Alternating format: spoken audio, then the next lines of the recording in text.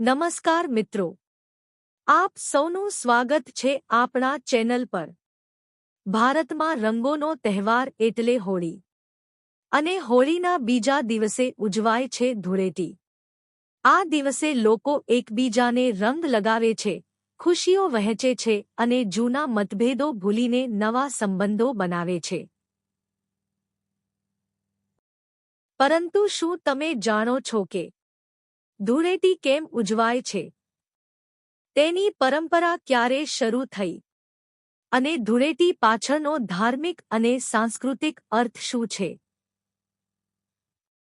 આજના વિડિયોમાં આપણે ધૂળેટીની સંપૂર્ણ પરંપરા અને ઇતિહાસ વિશે જાણીશું।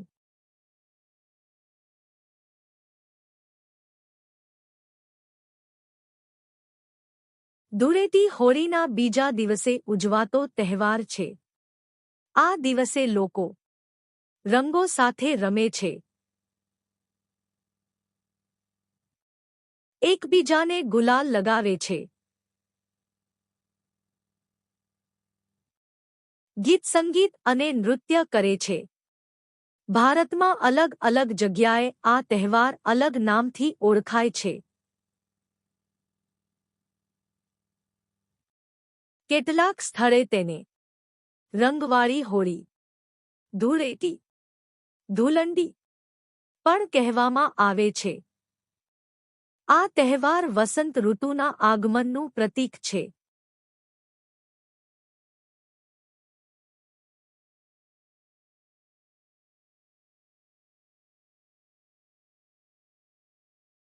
ધૂળેટીનો સંબંધ સીધો હોળી સાથે જોડાયેલો છે। હોળી પહેલા દિવસે હોલિકા દહન થાય છે।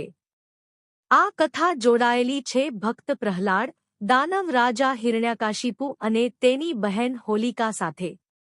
જ્યારે હોલિકાનો અંત થયો અને પ્રહલાદ બચી ગયા, ત્યારે લોકો આનંદથી ઉજવણી કરવા લાગ્યા। આ આનંદ અને ખુશીની ઉજવણી ધીમે ધીમે ધૂળેટી તરીકે ઉજવવામાં આવી।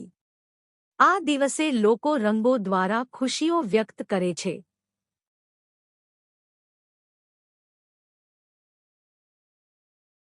ધૂળેટીનો સંબંધ ભગવાન કૃષ્ણ સાથે પણ જોડાયેલો છે। કથા અનુસાર ભગવાન કૃષ્ણ બાળપણમાં ખૂબ શરારતી હતા।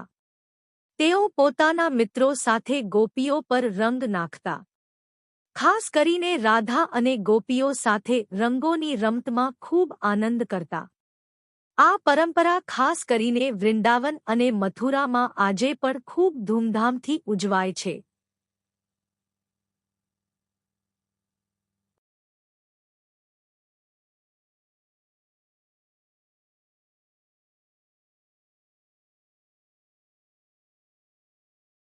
ધૂળેટીના દિવસે લોકો સવારે એકબીજાને રંગ લગાવે છે। ઘણા લોકો ગુલાલ, રંગીન પાણી, પિચકારી થી રમે છે। ઘણા સ્થળોએ લોકો ઢોલ વગાડે છે, ગીત ગાય છે અને નૃત્ય કરે છે। આ દિવસે લોકો મીઠાઈઓ પણ બનાવે છે।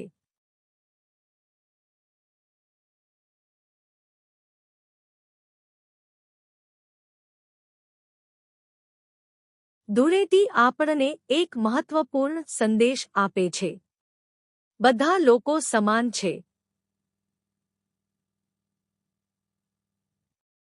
ભેદભાવ ભૂલીને એકતા રાખવી, ખુશીઓ વહેંચવી, રંગો જીવનમાં આનંદ અને સકારાત્મકતા લાવે છે।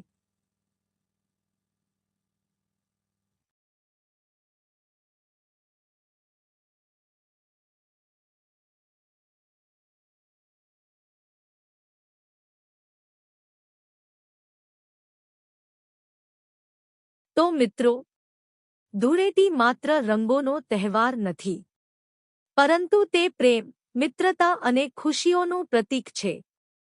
જો તમને આ વિડિયો ગમ્યો હોય તો લાઈક કરો, શેર કરો, ચેનલ સબસ્ક્રાઇબ કરો અને કોમેન્ટમાં જરૂર લખજો, તમને ધૂળેટીનો કયો રંગ સૌથી વધુ ગમે છે। હૈપી ધૂળેટી હૈપી હોલી।